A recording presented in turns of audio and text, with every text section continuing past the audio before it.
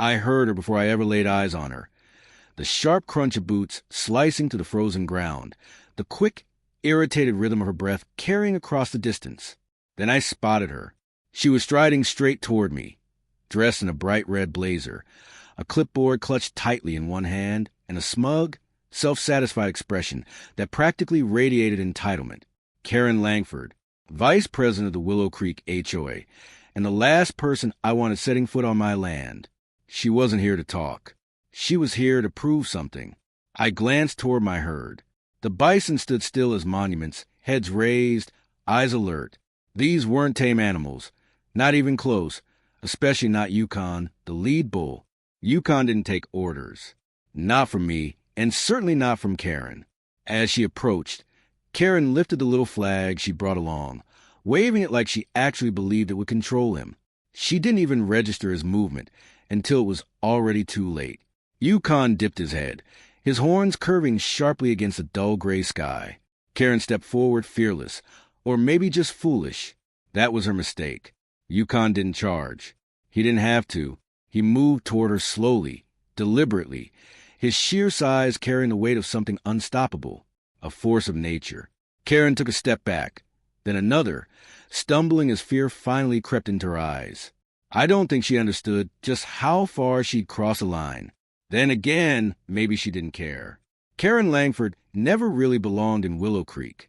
I knew that the moment she moved in. Her brand new house on Larkspur Lane fit perfectly into the HOA's obsession with order. Identical, polished, lifeless. Just like the rest. Everything about her screamed control.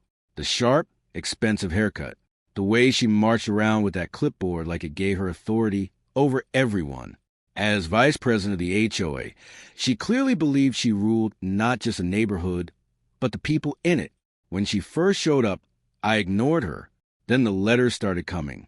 At first, they were polite. Formal complaints about my bison, how they disrupted the aesthetic of the neighborhood. I brushed them off. I had every legal right to keep my herd. But Karen wasn't the type to let things go. She escalated. One afternoon, she showed up at my fence in that same red blazer, her lips curled into a smile that didn't reach her eyes. "Mr. Callahan, we have concerns," she said sweetly, pretending this was about the animals. But I could hear in her tone. She wasn't here to talk. She was here to dictate. That's when I realized she wasn't going to stop until I gave in.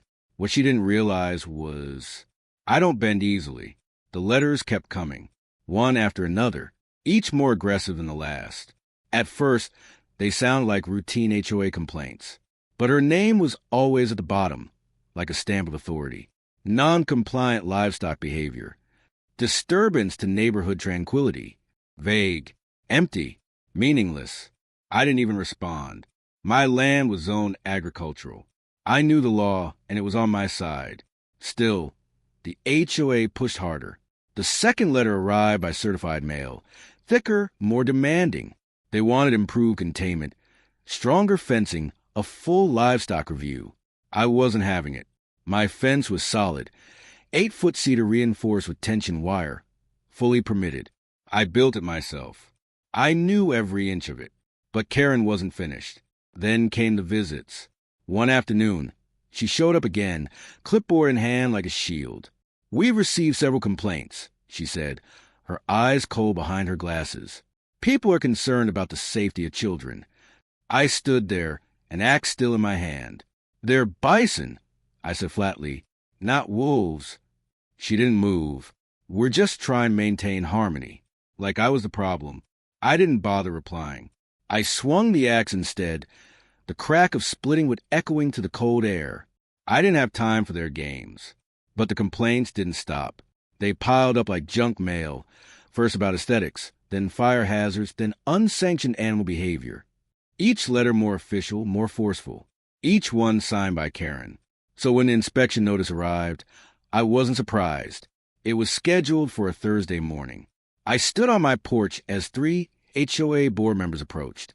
I could already hear the judgment in their voices before they even spoke. Karen was there, of course, face tight with that same smug expression. Alongside her, another board member I didn't recognize. They circled my fence, scribbling notes, nodding to each other like they'd already made up their minds. "The fence line is adequate," Karen said, her voice dripping with condescension. "But this section," she pointed to a spot where the bison had leaned against a wire, "could use reinforcement." I stayed silent. "How about we look at the animals?" she added sweetly. "We've had complaints about their behavior."